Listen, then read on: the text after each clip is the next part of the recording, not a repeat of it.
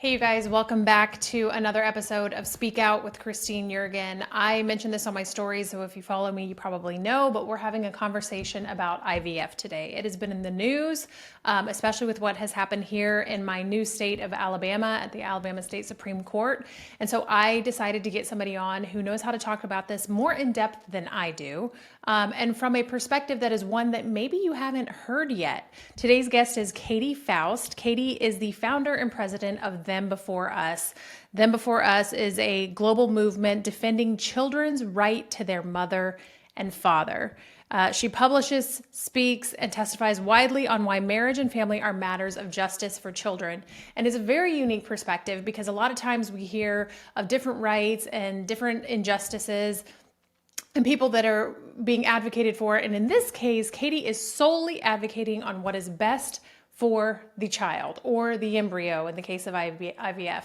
A lot of times we think about the mother and, well, what about what she's going through?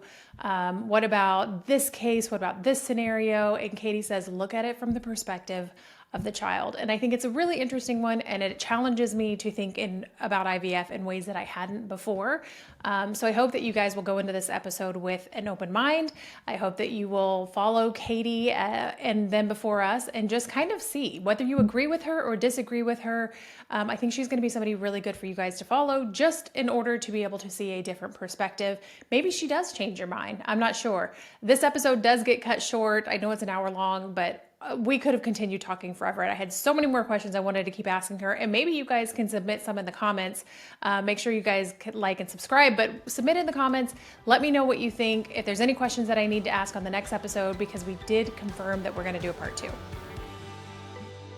Katy, thank you so much for joining us on Speak Out today. I am really excited to have you because the IVF has been in the news all over the place lately. We're going to dive into that. We're going to dive into all sorts of things involving children's rights and how they're being violated right now. But before we get started, I want to go over some very basic terminology, definition type things, because some people might not even quite know exactly what we're talking about. They're just learning this for the first time. They're like, what is this IVF stuff in the news? How would you define IVF? What is surrogacy? Embryo adoption? Kind of some of these things that Them Before Us, your organization, is talking about. What are these things? Okay, wow. Let's just get right to it. Okay. So first of all, what Them Before Us does is it frames every issue of marriage and family from the perspective of the rights of a child. A lot of times in these conversations, whether it's marriage or divorce or reproductive technologies or the emergence of modern families or even adoption, we look at it from the adult's perspective. How are they feeling? What are their identities? What are their desires and longings and losses? And Them Before Us is different. We look at all of these things primarily from, we need to protect the rights of children, specifically their right to life and their right to be known and loved by both their mother and father. So what you're going to hear from our work is a constant reframing. We hear that you would love to have a baby. We understand that you want to become a parent, even though you're in a same-sex relationship. We know that you're in a struggling marriage and that it's very, very challenging. We say, we understand, we empathize, but no amount of adult longing or loss justifies violating the rights of the child. So we share the stories of kids. We advocate on behalf of their principled natural law right to both life and to their mother and father. And then we expect all adults to conform to those rights: single, married, gay, straight, fertile, and infertile. That our advocacy says you should be sacrificing for the child, not the other way around. So it is through that lens that I will address IVF, embryo adoption, and surrogacy, because you can look at all of those different issues and say, oh my gosh, I know somebody that's struggling with infertility or who has served as a surrogate, or who has babies that are frozen on ice and that are surplus and they're not sure what to do. We understand that adult emotion runs high here and that there's a variety of adult interests. We're not primarily concerned with that. We are concerned with child protection. So let's talk about IVF from the perspective of the child. IVF is in vitro fertilization. Fertilization that takes place in glass. That's what vitro means, right? In essence, it means making a baby in a petri dish. That's what IVF is. It is a lab-created child. And we can look at the children that are created through IVF and say, thank God for their life. They are precious, they are worthy of protection, and they are fully human children that are afforded all of the dignity that goes along with being human, that all humans made in the image of God need to be afforded. But from the children's rights perspective, we are highly critical of IVF. That's because only about 7% of babies created in vitro, in glass, in the laboratory, will be born alive. The vast majority of children whose conception is presided over by a technician versus in the loving sexual embrace of their mother and father will die. They will never be born alive. They will spend their life forever in a freezer. They will be donated to research. They will be sex selected or graded out of existence because they aren't fit. Very often abortion is a part of IVF and especially surrogacy, where that serves as both quality control and quantity control if the baby is not developing the way that they would like it to be developed. We see this very clearly when we hear Paris Hilton talking about how she's got 20 male embryos that she has created, but she really wants a girl. So she will create more embryos until she gets the baby that she wants. What's going to happen to those 20 boys? I don't think she'll let anybody else adopt them. They're going to die. They'll die. And so when we actually look at the way that IVF is practiced, what we see is the baby making industry of IVF and big fertility is responsible for the death of more embryonic life than the baby taking industry, than abortion. By the numbers, IVF destroys more embryonic life than Planned Parenthood does. So we know that this is challenging for pro-lifers, but if you truly believe that life begins at conception and that those children have a right to life, you too will be very critical of IVF, because in almost all cases, it will violate the rights of some child. So I'll stop there because I know that that's a lot to kind of to digest right off the bat.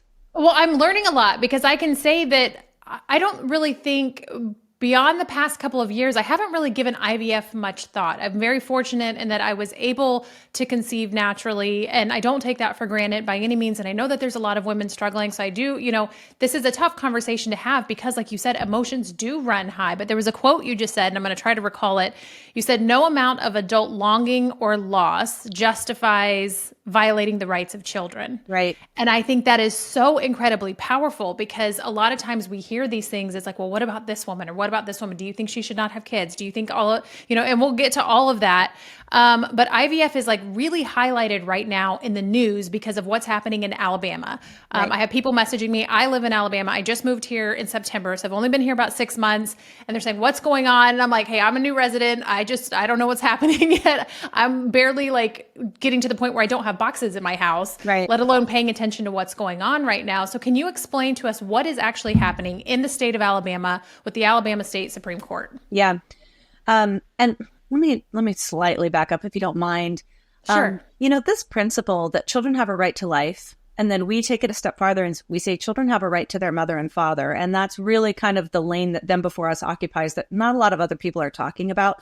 But when you talk about how adult longing, loss, desires, fears should never override a child's right to life, you pro-lifers are already doing this. You guys already understand this.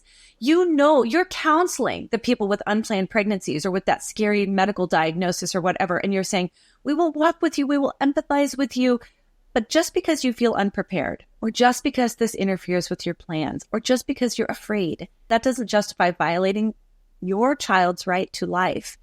You need to conform to their rights rather than insisting that they conform to your desires.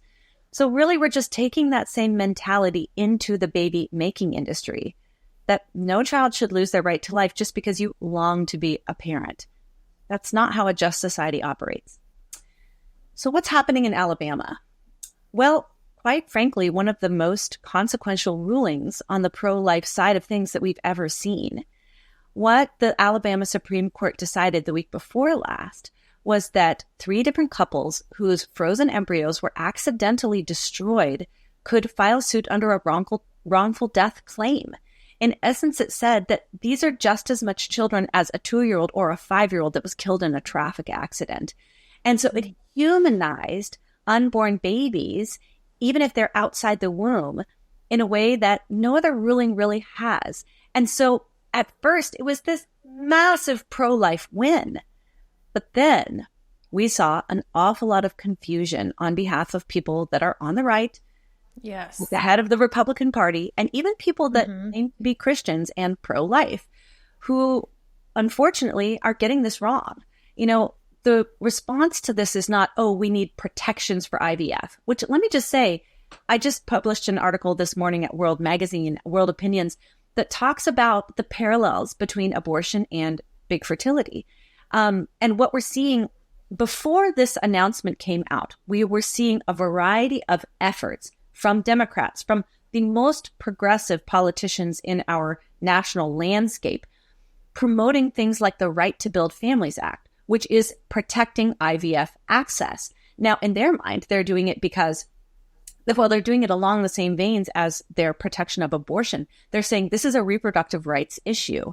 And they're saying that not only should infertile couples have access to IVF, but single people, same-sex couples, same-sex throuples, anybody should be able to have access to IVF, right? And keep in mind that IVF is going to destroy more life than abortion.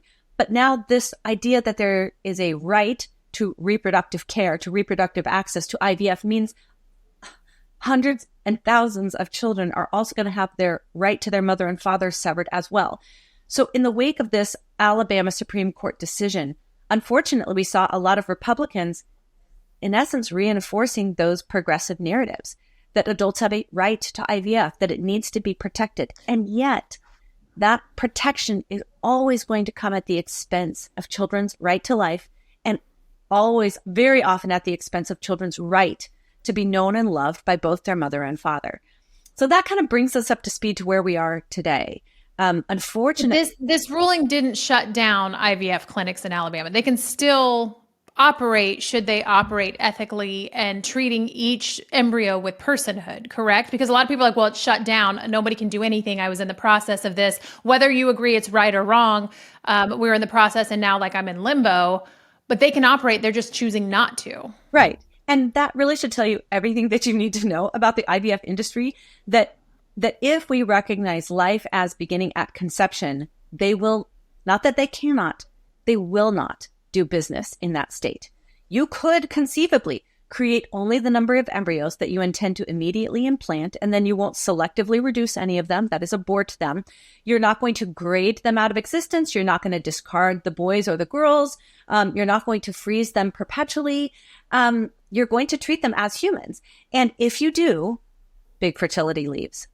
That's because their business model is built on dehumanizing children. They will only get the products they want, the success rate that they want, if they are able to rampantly screen, discard, and donate to research the unwanted little lives. We have seen this. I had an article at the American Conservative that laid this out. Ever since Dobbs came down, we had fertility doctors panicking over, oh my gosh, if we recognize life beginning at conception, it will destroy the fertility clinic industry. And they're exactly right. Because at bottom, this is not about creating babies. This is about creating customized on-demand designer babies. And that means you've got to burn through a lot of embryos to get the one that you want. So it should be very eye-opening to people that supposedly support IVF, that so many fertility doctors will simply refuse to do business in states that define personhood at beginning at conception, because destroying lives is critical to their business model. So are they making money in two ways, from a couple that's coming in that's unable to conceive? And then do they also make money on the back end from discarded embryos or things that they're donating or maybe selling to research? Are they making money on that end as well? I don't think that the money part is as much happening in the donating to research side of things. But where the money is you want to maximize your customer base.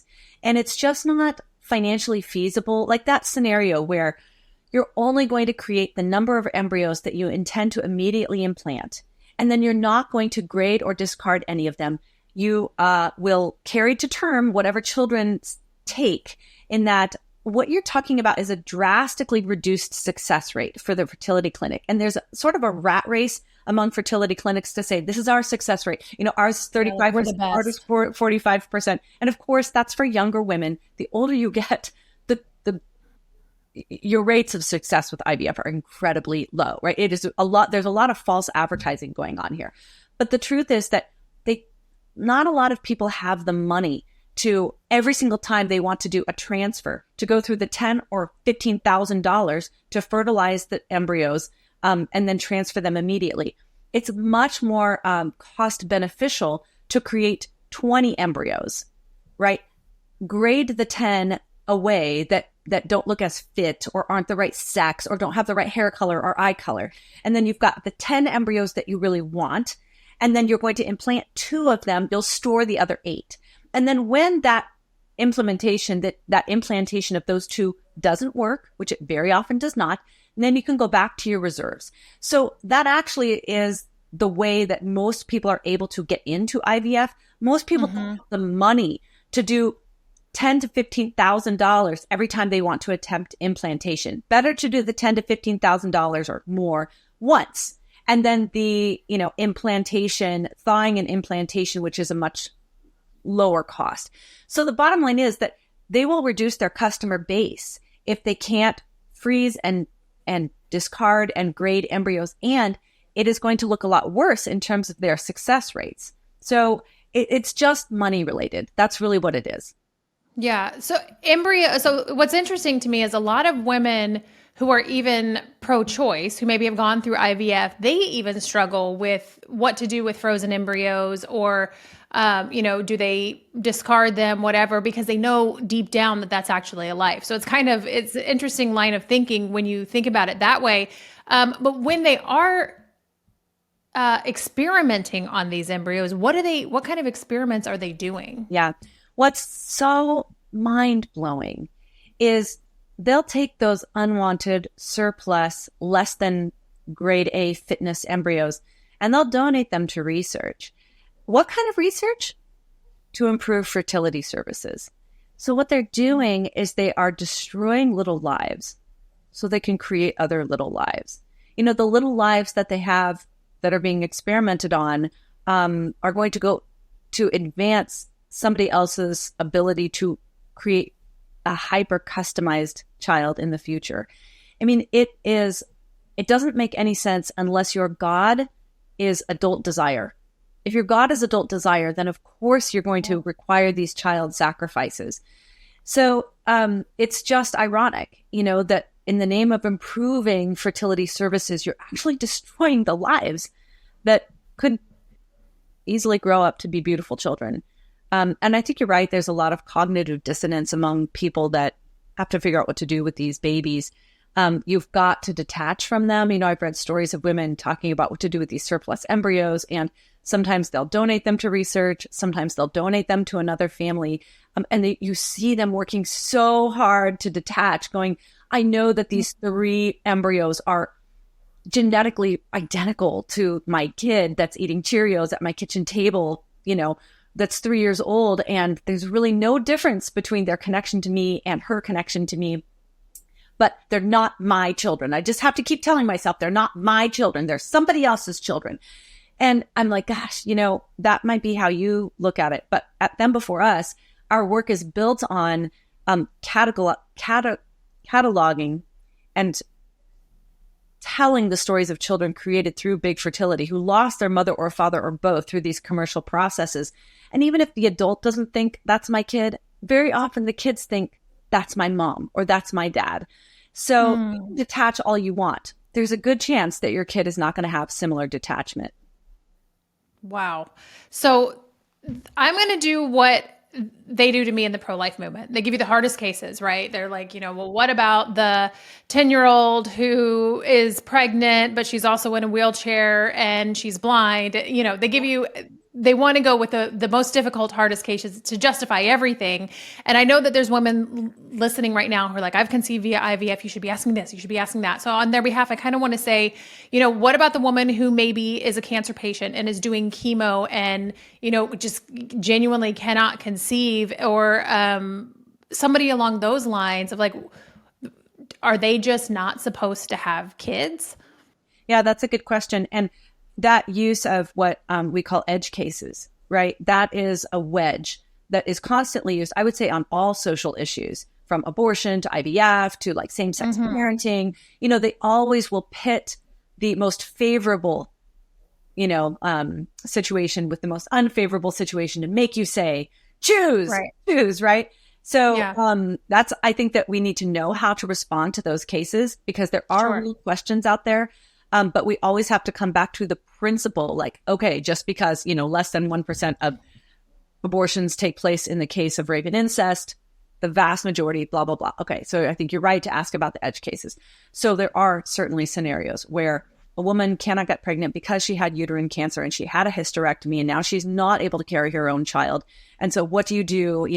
We're able to harvest some of her eggs and her husband's sperm. And what's the problem with, making some babies in a laboratory and then having her sister altruistically carry the children? I mean, like all of that, right? That's kind of the best case scenario, the ideal case.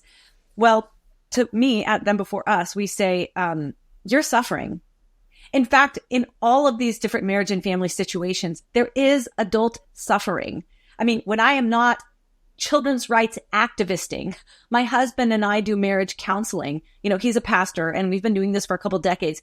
I mean, like, you are talking about adults that are genuinely suffering, genuinely struggling with some of the biggest things that adults can struggle with. My friends who have infertility, I mean, it is a every month heartache. Like the worst breakup they've ever gone through every month is the way that they would describe it. My friends who experience same-sex attraction, incredible. They would be incredible mothers or fathers, right? And they long to be a parent. They long to be a mom or a dad. In all of those cases, we say, someone's going to do the hard thing. Someone's going to do the hard thing. It'll either be the adults or it will be the child. And we just don't think that it should ever be the child. It's not that nobody's going to do the hard thing. It's that somebody will do the hard thing. And in the case of the woman who had the hysterectomy, what you're really saying is some child will very likely lose their right to life because that's how big fertility rolls. You will be fighting against your doctors. They will say, you don't want these embryos. They're not viable. They're not fit. Your success rate is going to go way down and you don't have the money to try this with all 8 embryos. So you're going to have to reduce it to 4. So some child is probably going to lose their right to life. And then let's just talk about the case of surrogacy. What you're doing is you're intentionally severing the relationship that the mother has with the baby. You're not doing it because of tragedy. You're doing it intentionally. And that mother-child bond, as all of you pro-lifers know, is not inconsequential. It's actually foundational. And when you're talking to a woman in an unplanned pregnancy, you don't say, you're going to be a mom. You say, you already are a mom. That baby already knows you. They already love you. They're already connected to you. They're already dependent on you. And as soon as that baby is born, that baby wants you and only you. Because you're the only person, even if the father is in the child's life, kid doesn't know who their dad is. They know you. That's the critical bond that babies develop with their mothers. When we lose that bond, what we see is increased distress in children. I'm an adoptive mom. I used to be the assistant director at the largest Chinese adoption agency in the world. I know that adoption is an institution centered around the well-being of the child. But adoption costs kids something very, very critical. And one of the things that it costs kids is it starts the clock over in terms of bonding and attachment. Kids that are placed with their own mother on the day that they're born, right? The ones that get to go home with the mom, they've got a 9.5-month advantage on the child who is adopted, who has to start from scratch at a place where they should not be just starting to form a bond. They should be reinforcing an existing bond. So we write about this. If you have questions about surrogacy, I would say my tightest presentation about surrogacy, which would include this edge case, right? This kind of ideal scenario, is at the Federalist. It's called the Conservative Pro-Life Case Against Surrogacy. And I explain how what surrogacy really is the splicing of what should be one woman, mother, into 3 purchasable and optional women: the genetic mother who contributes the egg, the birth mother who gestates the child, and the social mother who provides daily love and maternal care to the baby. If all 3 of those people are not found in the same woman, the child will experience loss. And sometimes in our broken world, that loss might be unavoidable. But for people who identify as Christian and pro-life, it should never be intentional, planned, or commercialized. So I would say even in that edge case, it is still an injustice to ask a child to sacrifice for you, either sacrifice their right to life or sacrifice the bond with the only person they know on the day they're born. So in that edge case, the woman wasn't necessarily, I'm trying to play devil's advocate here, the woman wasn't necessarily able to get pregnant, and it goes into surrogacy, which there's, a whole heaping world of issues around surrogacy, and we can get into some of that too. But what about the woman who maybe didn't have a hysterectomy? She's been trying for 3 years to get pregnant. She can't. Like, do we as adults, do we as women have a right to a child? No. Nobody has a right to a child. If you give birth, you have a right to your baby. And that actually is a pretty critical aspect of children's rights, that it is the flip side of parental rights. I think all of us understand instinctually that if I have a baby and I leave the hospital, I don't want just any baby. I want my baby. And natural law would say you actually have a claim to that specific child. There's something distinct and critical about the parent-child bond that reinforces each other in this incredible natural law sense. On the other side, children have a right to their parents. They also care which adults they go home with from the nursery, right, from the hospital. And so if you create, and there's something so special about the parent-child bond that you actually have a parental right to dictate the care and the upbringing and education of your child. Okay, so we understand that from a parental rights perspective. At them before us, we flip the script and we say, look at it from the child's perspective. The child also have a right to their own mother and father. And so this idea that I have a right to a child, if you think that anybody has a right to a child, what you're saying is the child must be delivered to you. The child must be given to you. If you have a right to something, that means it is pre-political, it exists prior to government, and it is something that must be protected and provided to you, okay? Babies are not rights, because that means somebody has to give you the baby. And that actually is the language that all of the progressives use when they want to pass pro-IVF, pro-fertility legislation. We have a right to parent. We have a right to a child. We have a right to procreation. Even if you're a single adult, even if you're in a same-sex relationship, if you have a right to a child, that means it must be provided for you. But in many of those cases, what that requires is the violation of a child's right to their mother and father. So that terminology that you have a right to a child or you have a right to parenthood, it actually is child commodifying language. That's powerful. And I think this is such an interesting way to look at it, because you're really removing the adult altogether and saying, but what about this child? Right. What about the child? And it's a very tough place to be, I imagine, because adults, a lot of them have emotions, and they'll probably write you off because all you're doing is advocating for the child. But goodness gracious, like, somebody has to. And, it is our job to protect children. And I love what you're doing, and it's challenging me to think about it in this way. And I hope that it's challenging listeners. So would it be your perspective then, and this is just me thinking out loud, that God wills some women to have children and some women are not willed to have children, and we just kind of have to accept that? So I would say the answer to that is it's actually not your business. Like, you don't give and take life. That I actually think, I know that there's a lot of women that have been told you're infertile. And you know what? Life finds a way. I know so many people who were told you can't have children, you're infertile. And now they're in a home filled with children.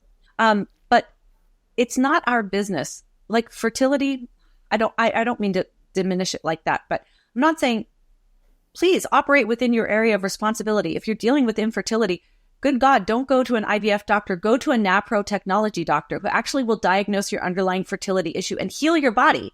So you're not reliant on a technician to get pregnant. And by the way, for their repeat business.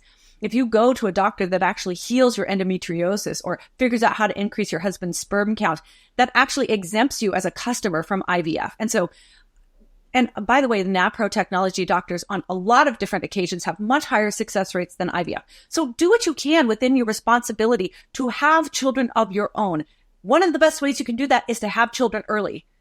do not believe the lie that you're going to be able to be a mom in your late 30s or 40s. Your body is ready to have babies when you are 20, early 30s. After that, you are a geriatric pregnancy, okay? So work with the natural design of your body whenever possible. For those of you who are struggling with infertility, I pray that God fills that longing in a way that satisfies you, whether that's through adoption, whether that's through getting pregnant on your own. But the no-go zone for Christians especially, and for those who consider themselves pro-life, is we don't make children sacrifice for us. And if the only way that you think you can solve the problem is to make a child sacrifice their right to life or their right to their mother and father so you can have what you want, the answer is no. The answer is no. Now, that is the hard part of this child-first perspective. And I often tell people in interviews, give me enough time and I will trigger you too. Because this worldview of putting children before adults, of putting them before us, will make demands on every adult at some point. No adult can pass in this world. It's always going to be adults that are going to have to conform to the rights of children.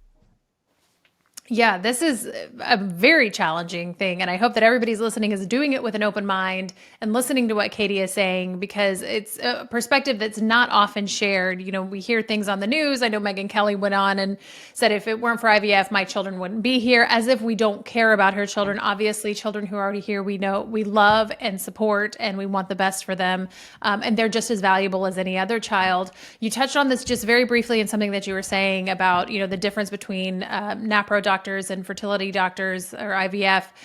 Do these IVF doctors and fertility clinics want to heal the infertility of women? No. Oh my gosh. 100% no. They want to hyperstimulate your ovaries so that instead of releasing 1 egg per month, you're releasing 20, and all of the different hormonal injections that go into that. I mean, there's no benefit to them if you're getting pregnant on your own. But if you're dependent on them to get the children that you desperately want, I mean, do you understand how much money? I mean, you probably do if you looked into this. You've been shocked by how much money this costs. And that's because it's largely elective, right? They can charge whatever they want. So this is not about healing you. This is not about making your body function the way that it should. This is actually about making you dependent and keeping you as a repeat customer. And on the Megyn Kelly thing, honestly, even with like Donald Trump, even with Carrie Lake, even with all of these prominent Republicans that have come out, you know, they're saying this, oh, how could you be against children? You're saying that my kids, you know, don't deserve to exist, that they're not a blessing.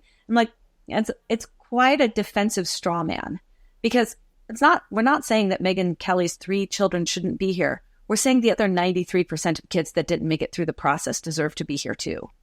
That if you really, really love children, if you believe that they are a blessing, if you believe that they have a right to exist, then the truth is you are against almost everything that goes on in big fertility, because the rampant destruction of children's rights is prevalent across the board. Yeah, that's so right. I mean, if Megyn Kelly has, and I don't know this to be the case, I'm just, you know, making this up for the sake of the conversation. If she has frozen embryos, it's like, you know, yes, your 3 children who are at your dinner table have a right to be here and are just as valuable as any other child, but so are their siblings that are frozen and on ice. Yeah. And she did say, thank God we don't have frozen embryos. Thank God we don't have embryos. But there are instances where that happens. That would have been a big problem. She literally was like, I'm glad we weren't there, because yeah, that would have been really awful. Yeah. So what I'm noticing, and maybe you're noticing too, with a lot of these people who are talking about it, even here in Alabama, Senator Tuberville, there was something where a journalist came up to him and said something, and he kind of got stumped. I feel like a lot of people maybe know that an embryo is a baby. They understand that. They know that life begins at conception. They know that eye color, sex, hair color, all of this has been determined at the moment that the egg and the sperm meet. They know all of this, but they don't necessarily know how to articulate it. So when they're met with a journalist, or maybe Donald Trump or Carrie Lake or all of these things, I feel like you cannot be pro-life and then also discard other lives. It's like, why did these embryos matter just because they're in a womb, but these embryos because they're in a petri dish don't matter? I think that a lot of people, I know Senator Tuberville definitely agrees. However, I think a lot of them are getting stumped because they're not taking the time to educate themselves. Maybe you can do that, honestly, because you do such a phenomenal job of it. And I don't know, it is hard to think. It's like, well, I was actually talking to somebody yesterday. They're like, well, if it's in a petri dish, it's not in a womb. It's not actually a life. It's just a potential life. How would you respond to that? That's the problem. I think that there would be an awful lot of clarity on this topic if we were not so pulled in every direction by the desires of adults. I mean, like if you're looking this from the perspective of adult interest, yeah, it's very confusing. And there's a lot to consider. And there's a lot of nuance. If you believe that children are people at the moment of conception and therefore have a right to life, this is not confusing at all. It is hard because it means that adults need to shoulder the load rather than insisting that children shoulder the load. It's hard, but it's simple. And that is where we need to reorient our thinking away from what adults want and their longing and loss and suffering and desires and goals and all of that, and refocus the conversation on the rights of the child. That we don't ask kids to sacrifice for us. It's challenging, but it's not hard. So there is education that needs to be done here. And it's so fascinating because I believe that the Alabama legislature is under pressure right now and considering legislation that says that it's not a person until it's implanted. So look at the kind of pressure that we are under because there is so much defensiveness and protectiveness on the right for IVF that we are now playing the game of dehumanization. I mean, probably I would think I'd say the biggest obstacle to advancing our work to defend children's rights in marriage and family and parenthood and reproductive technologies, the biggest opponent that we have is adult self-interest. Everybody's fine when you're talking about how Pete Buttigieg shouldn't go home with 2 babies from the hospital. But once you say, actually, you might have to sacrifice on behalf of children too, right? You might have to accommodate and reorient your life around an unplanned pregnancy. You might have to submit yourself to 2 or 3 years of marriage counseling so that your kids don't suffer through split homes and split lives. Actually, you're not able to go purchase sperm at a sperm clinic because your husband is infertile and you want a connection with a biological child. I mean, that's the biggest challenge we have. It's fine if you want to say other people need to sacrifice because kids have a right to life. The hardest part is when you run up against adult self-interest, and then all of a sudden those principles you can find yourself on very shaky ground. Yeah. When they're discarding these embryos, how do they choose what to discard, and how do they discard them? Do they just toss them in trash? Are they burning them? How does it work? The American Society for Reproductive Medicine is the authority on this topic when it comes to official national guidelines. So when it comes to the surplus embryos, and let's be clear, when we talk about surplus embryos, we've got about 1.5 million embryos on ice. Wow. 1.5 million. There's estimates that 20 to 40% of them have been functionally abandoned. That is, they don't know where the parents are. They can't contact them anymore. Nobody's paying the storage fee, right? So a chunk of those 1.5 million are probably being saved for future IVF use. At least that's the hope when they survey parents with surplus embryos. The majority will say, I'm saving them for later use. But then the other 3 options are thaw and discard, donate to research, or donate to another couple. And so the thaw and discard is, they'll just become medical waste.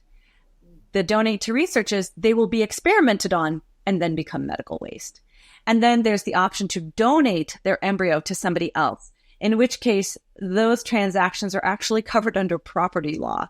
And so it's fascinating because in Virginia, when Virginia legalized commercial surrogacy, they also did an overhaul of their parenting laws. And it was the first time in Virginia's history since slavery that a class of people were categorized as property, and that was embryos. So it's like anytime you're getting these kind of rhyming situations between slavery and surrogacy or IVF, it really should tip you off that there's some kind of massive dehumanization that's going on. And this very well might be the true civil rights issue of our time. Wow. So I'm you're saying all of these things and I'm listening and there's so much to digest, and I'm kind of getting stuck on the fact that the politicians here in Alabama are maybe wavering because there is so much pressure from, I would assume, I know actually there was a day at the Capitol yesterday where a lot of moms were able to go talk to legislation and IVF Day or something along those, they were talking to legislators for IVF Day or something along those lines. And we're, pressuring them. And so it sounds like they might be considering that, which is interesting because how is this happening? It's arbitrary. Like, does life begin at conception or does it not? And I'm trying to sit here and think about it and digest it and all of it. So when we talk about IVF, do you believe that IVF is so unethical that it just should not exist, it should be illegal? Or do you think that there are ethical ways to do IVF that you would support? Well, that question depends on what is your source of authority.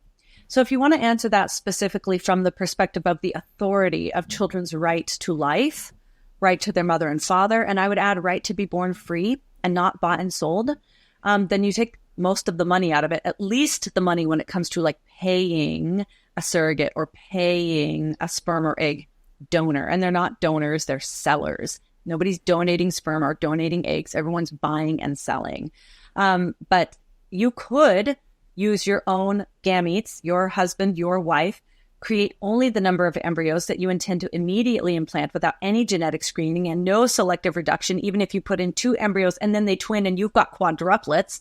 I mean, if you're committed to not destroying any child's right to life, right to their mother and father, then from a children's rights perspective, you could say, okay, that's ethical.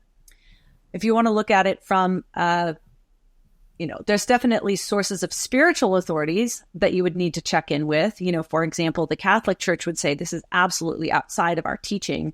It is the dehumanization of children, that it is undignified to the child to have a technician preside over their conception versus the loving embrace of their mother and father.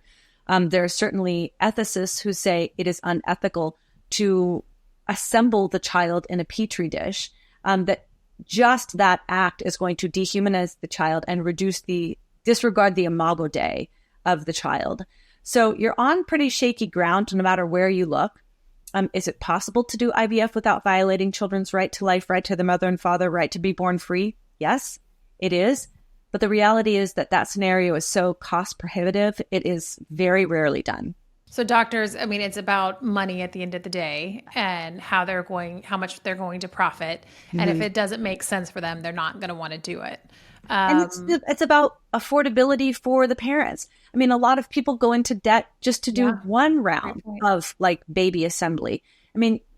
You don't have the money to do this endlessly. I guess if you're a multimillionaire, then you can do it fresh every single time, implant every single time, even if there's repeated failures. But a lot of times this is something that's going to rack up the bill. And so saving money through creating multiple embryos that are stored and discarded and graded is really the only way that it's financially feasible for a lot of married couples. Yeah. So I don't know if this is in your wheelhouse or not, but this is something that I'm thinking and something that I was looking at last night. When it comes to infertility rates in our country, I was looking at what are the countries with the highest fertility rates? What are the countries with the lowest fertility rates? It was mind-boggling to me that the countries with the highest fertility rates were a lot of them in Africa. There's Chad, Somalia, Niger, Democratic Republic of Congo, Mali. It doesn't make any sense to me because you would think they don't have as much technology as we do. We have all this technology. Look, we're able to make babies in petri dishes, which doesn't necessarily mean that you should. But these countries, these third world countries that are some of the poorest in the entire world, have higher fertility rates than we do. The United States ranks out of all of the countries in the world. What is there? 240. I forget how many actually there are. 200 something. United States ranks 142. Okay. With all of our technology. What are we doing that our fertility rates are so low compared to some of these other countries? I will give you a peek into it, but I'm not an expert. The reality is that most Western countries, except for Israel, is way below replacement rate when it comes to their fertility rates. It's a catastrophe. It is absolutely going to be a demographic implosion.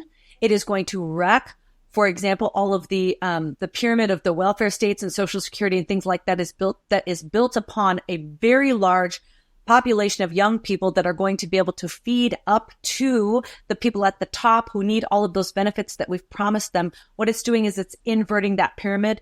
Very few number of children are going to be supporting a wide variety of the elderly who are no longer working. We are going to see massive amounts of increased loneliness and depression because being childless sounds really fun in your 20s and 30s, but when you get to be 40, 50, 60, 70, like the loneliness, the depression kicks in. I mean, even among men, especially, we are starting to see massive amounts of deaths of despair from suicide, drug use, acts of desperation. I mean, all of that comes from family fragmentation, family breakdown, disconnectedness. And so what is going on right now with the low rates of fertility? I mean, what we're seeing, Japan has been below 1% for a long time. South Korea just shocked the world last year when they announced that their fertility had dropped to 0.79. And what you're talking about is actually probably the extinction of Koreans in the next, 100 years, except for North Korea.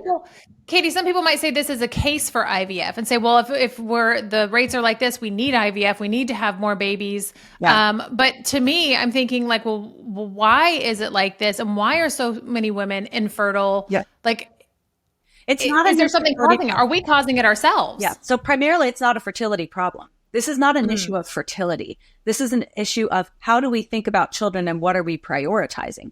Almost all the women in Korea are fertile. They just don't want to get married and they don't want to have children. Some people will say it's a cost of living issue, but that's really not it because you've got countries like Hungary who are throwing money at couples. And I mean, even offering benefits like if you have 4 children, a woman will never have to pay taxes again one day of her life. But what we've seen is money doesn't solve this problem, that it's not primarily an issue of being financially strapped because look around, we are more materially we have more material abundance than many of our grandparents did who were raising 7 children in poverty. So it's not primarily about money. It is primarily about how we think about children and what we are prioritizing. So the person doing the best work on this is a woman named Catherine Patalik.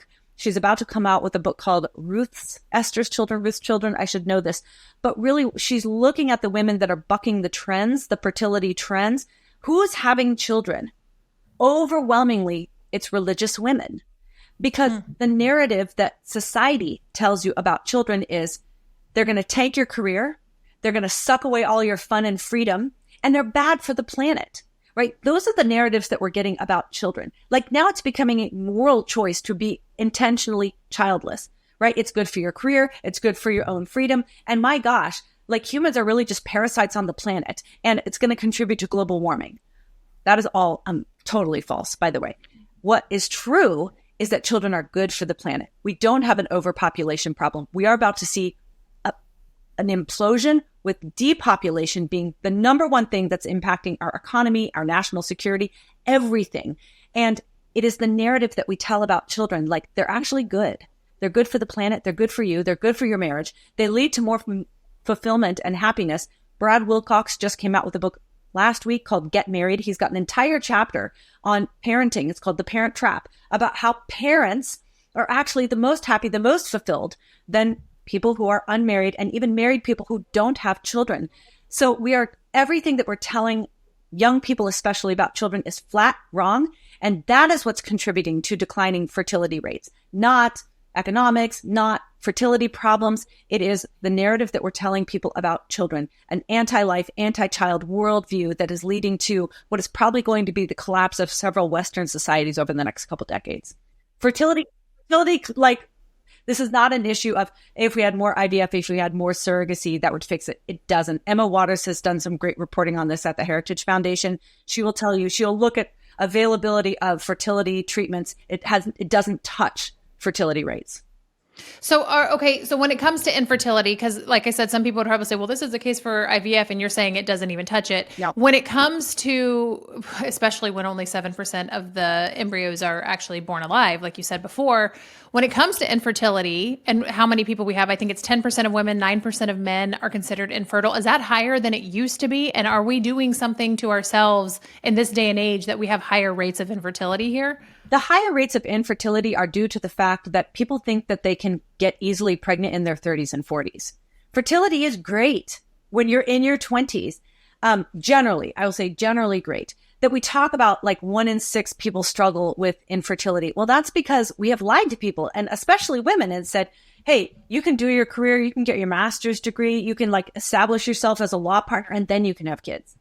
The reality is, as women, you can have it all. You can't have it all at the same time. And you usually have to have marriage and children first and then have babies. I wrote something at Ebby Magazine a couple weeks ago called I Paused My Career for Motherhood, and it was like the best decision I ever made, where I kind of go through that split narrative of, you know, my friend prioritized her career and she decided that, you know, having kids was bad for the planet. And now we're both almost 50 and she is sad and lonely. And I am bursting. Like my career is like over the top. My family relationships are incredible. And so it really is just this narrative that we are sharing about kids. So the fertility rate, you know, if she were to try to get pregnant now in her late 40s, she would be an absolute statistic. If she, I actually know that she had several abortions when she was young. So she doesn't have a fertility problem. She has a which can contribute priorities problem. Abortions can contribute to infertility. Absolutely. And I think a lot of holistic crunchy Christine is saying, like, a lot of the stuff we're putting in our bodies, a lot of the prescriptions, a lot of the things we're doing, a lot of the, you know, the products that we use, the stuff in our food is contributing to a lot of these things. But you have big food, you have big pharma. Yeah. Of course, they don't want to fix that because it creates a customer, just like IVF. And I know we're running low on time, and I just wish I had like forever to talk to you because I could keep going. But I would totally be upset if I didn't ask you. So tell me a little bit about like the options that are alternative to IVF. I know you mentioned the NAPRO technology. Like, what is that, and what alternatives do women have? Okay. So actually, and this will carry on from the discussion about fertility rates, there are environmental factors that are contributing to declines in fertility. The biggest factor, of course, is age, that we are working outside of our biological systems, our natural windows of fertility. But especially male fertility has had a drastic reduction. In the last 50 years, sperm count has declined by 50%. I mean, we are seeing a drastic reduction in sperm count among men, even young and healthy men. Yes, it's probably because of like phytoestrogens that are in food, right? Environmental causes a sedentary life. I mean, there's all kinds of things that are tanking men's fertility.